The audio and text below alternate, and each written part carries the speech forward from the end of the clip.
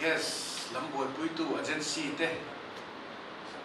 nipoi mo tak tak department lamai ote an local khoma INPR lam te po hi mi ko chakok maya MJA lam te media lam ka thok pui song song te long thu ma sain kan soya voila kan hun mang tu hi kalau ursun khop maya I'm seriously taken today's program because gas is the burning issue nowadays, not only in Mizoram, even in India and even internationally. This is the burning issue. Nimina, pu ardas te, pu diganta te, yada fate, pulum dingate, coffee shop, locala. Voina, hediat hu ka soi tu po hi, mi puiten zau takin lo se kadua. Kan siat tong khanin gas cylinder pang ai 14.2 kg kha a common berchu ania mi puina kan lak thin kha ania heta arai ka pa ko hian customer ten new connection tan Indian Oil One Upsa Indian Oil customer website ta WhatsApp number ang zia ka booking facility introduce thoi turani ti chu ani thawa ani ne na po kalo sei chu extra light hedian hi inron introduce anga Mizoram ina subsidize cylinder kan donate hi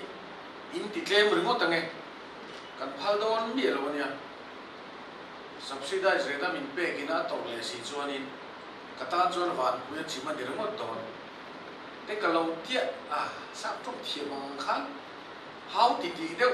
how chiam anga lang che si lo khan nimit lam khan hun kalau man pui chiam to maya voina puwe bordolo ya khan thilom zia aron sai chian ta via ba kha kha mizo trong te pon kan thual non tu a kan sia tangin OSCE a Strait of Hormuz a cover pum ko boina alo khenga kan boe me maya supply minister ni na atang phei chuan bu file ma kan che thaviu kan tia stock a tha kan tia kan lom lai vaireng te ron baltlang gas pura ron thlen tlem ni phei chuan so mi ka tie maya department lam te po hi aron thlen tlem ni chuan pu zum pui kan chong thadu lo deu ba aron thlen tam mi chuan lo me hi ka ti thina ni an mani ho IOC lam positive chu ni mina ni ka lo sila an so yang khan cheng sa ko som nga vela min pek hi cheng sang kha zaru vel boring an lei ti na ni ya kha company an loss na se me maya khatireng ringot chuan an ni IOC chau ni lo company dang tan po tlo tak le tam kho chuo tura an be na ko a har sana ong theido ne i nei da te pon ni pon tlang takin aron soi ni maya ngaya adik tura ngaya kha kha khati an soi tlang maya kha tha a nga tinga hetiang extra light te aron introduce abur kan man me te chu thire ne hi chu plastic ne ti lai kha chu po di se a standard kha ron dang lama ngai mai la a chu ma kha chu gas thau kha ani maya ti chuan tu na tang chuan extra light voina kan khu hon tu ra hi consumer in zia lut kher lo tan po du hun huna a li reng thei do ti na ni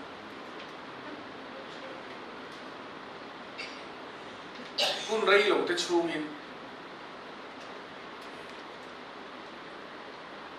an ron deliver thei do ti thu te ko kha an soya ni ya ei hi nimina min shu dan chuan ama sabira tan mizo fet levan buangi an tin ka sia an ni khan hei bulan tan do na ke po ne tinge mizo fet levan buangi hi than bi te kan tia a hi chu bul tan na mai nia agency ta nga po an ti chho zela an ti ani eng po ni se thil reng reng hi thil da sang sang oma kan gas agency te nen ta po kan in ko khoma ne tinge gas har sa em a black te hi la om reng kanin tia kanin so ta in po tham takin kan lo soi ho to ni ni mi a po ayo sial ho ne na enga tinge a black te la om a to sia kan tia he extra light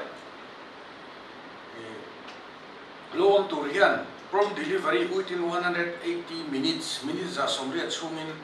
gas ka duwe an tia nga agency an ka phone a aron deliver mai do na amaro chu mi puite hi da thup chi po ani lowa hei chu subsidize ani don lowa aman po kha a kg tam dana zel khan aman kha ani mai don ti na ni om tak ani hei hi Mizoram a chu an ti na ani lowa Indiaram state da ate po bulan lo tan to ani chu wang chuanin consumer union na tangina mo a gas agency lama tangina mo enge in thil dan ti lama kha chu soi ho na po kha a che chong lowa gas agency te khan hei in zuar tel don ti na kha ani maya in zuar telanga tulaya west asia a an soyang khan Indiaram ina gas aman za som thu hi India ina thar suwa kha aba jong chu kun danga changala lo kha lo ngai ta a chu gas company ho ina na ngai tua tu na extra light kan ti adu tu ina gas booking po ti ma sa chong lova lei mai thei tu ri introduce sila chu chuan gas company te sumlama kan tla che tu hi min veng him thiang a kan company kan thu chen lo pha thiang a ti na ang dewa an ngai dan ni mai ka hi a chu ke pon zep sak amo a soi moi po ka tum chong lowa ama pu e bordolo e po khan tlang takin ron soi maya khatia tlang taka soi mai kha ni a thama in ka hi a tulaya message dei ka dong na se ema a shom ka ti khop maya ke ni Mizoram thu kha ni box si lawa Indiaram bill bi ki na kan ti the po kha ani si lawa ulai state of Hormuz US Iran Israel Ivel Indo na awanga tu na khovel ho pa gas lo har sata khania thokat lai khan India sarkar chuan gas har sanna kiam to ei commercial gas te phei chu sarkari kan control nak tar hi te to ni India sarkar khan gas pa ngai le to ti kharon pom dup dup mai ke po minister changtu kan ya wangin gas har sanna hi India sarkar chuan har sanna om to lo ve ati in Facebook ate po ka chua ve ni amaro chu gas man te lo to wa la lu na re te lo to zela kan be se ang chuan 45 days rural la gas an khula tanga ni somni panga complete le ma chuan gas an don thei lo na te lo lo omar bok ne khan ril ro sham khop maya amaro chu he extra light hiani min pui thei tu la an ngai chin phot mai la ai hian black la man to tak kan le black ka song thi te na aru de rowa en tin monia man to sian le ai chuan extra light alternative ami zo tum chuan kan gas connection IOC la gas kan la thei kan lo man zo pal po a kan la le huna thlen ma sia hetiang hi kan lo le mai thei tu ra kha IOC lam chuan min lo chok ta ni ti zo min lo chok sak ta ni ti zong in khi phot mai la heng gas thil vel hi Mizoram sarkar ina ti su ti ro e ti hian ti ro kan ti thei wak kha an ni lem si lawa an ni IOC lamina kan he na local po hian an hiru te kan ena anin thahung ve de thong ni te hian ni ka sia a amara chu ti lo thei lo din mona te po an ding ani ti la ya kha sa trong takin honestly takin kan pom pui mai hi a tha a chu media lo te pon min lo she pui tu rin kan ngen du chewani ole tula hian IOCL company gas bottling plant ulai mol khang siam na chu kan thok mai tula hian kan zo har nó tụ lồng mấy thế thọc chặt bốc à thọc chặt tức mấy nè đi này cái con cá rụt đó kulum ding à anh ni à plan em gold tu anh ni à anh trong không mấy cô kan siam zo na cho ni khata cylinder sang riết về thar chok thei tu anh ni bốc anh tin Mizoram ina all depot anh ấy thấy nó turin sarkar chuan kong azong renga Karmasa Khan pu Nitin Bhatnagar IOC la North East Hotupa office aron lenga ti kopin Mizoramin Old Depot kan mamoa IOC lam hian in ngai sak thadu lo em sarkar masala tangin an tia an lo thing theilowa keini a po hei kan nor nat ang huin har sak na kan la neya atula ni chon Mizoram sarkarin at honin rampo kan pe mai ang cheu kan tia chu mai ni lawin a khami Old Depot kong approach road lai sak theng oi sarkar chuan kan ti sakang cheu kan tia chuta IOC min chhanna le ama po min chhanna chu Old Depot din turian entidan mo khang botin plan a chuan crores an hisom li panga vel kha investment an tia IOC amor chu Old Depot a chong crores a po som thum vel crores sa khat deu tho kha angai tat mai ni chuwang chuan IOC company tan Mizoram demand ni asang silawa or invest vak taila company tan recover le har don lu tuka akhir khop maya chuwang chuan viability gap funding in bu thei chuan IOC te nen te po tho khowin kan ti theya viability gap funding han try to ubin tia chumi chungchang a chuan foi tlai dar li hian Chief Minister Howin Old Depot kan nei thei nge na tu chungchang a meeting te kan nei do na ram te po thona pek mai thei tu man tlon te Mizopa in lei sak anga ya IOC ne na offer keinin central lama viability gap funding te zonga khatia ti thei tho chu kan tuma tin IOC hian khati ni lokon Mizoram sarkar hian Old Depot chu saula siam ula keinin technical support kan pevit jonga isak zawuna IOC lin kan ren ve mai anga ti te pon option kha min sil ve bokani chuwang chuanin wena local te ne na kan them china kha ikan report telani ole wena Indian extra light kan han laus te tur hi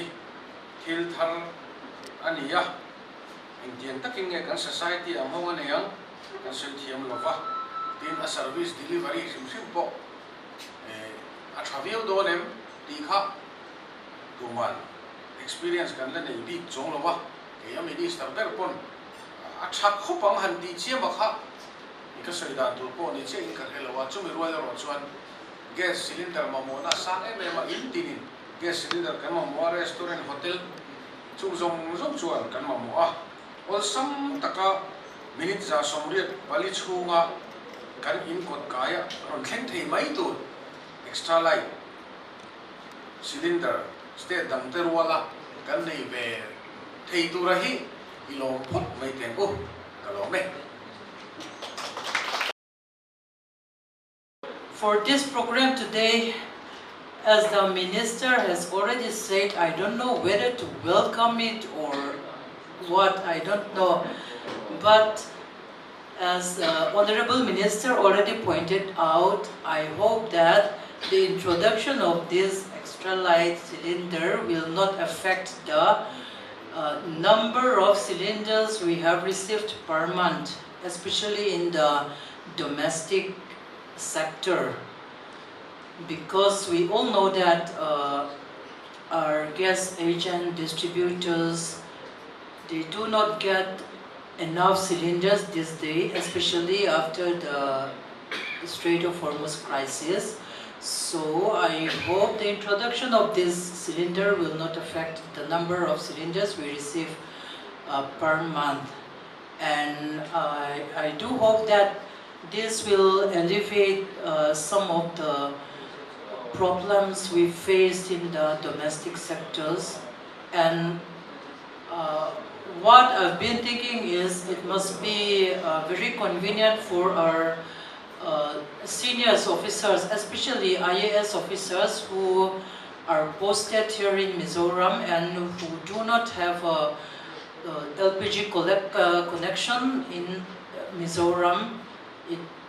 For our senior officer, I hope that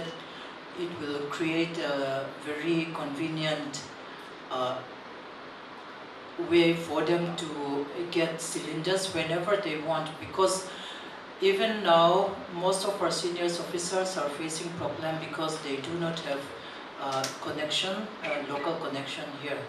Now to Aizawl.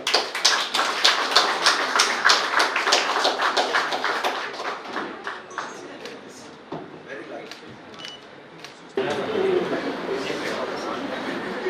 We are talking about where does he get funding. This is where does he get funding.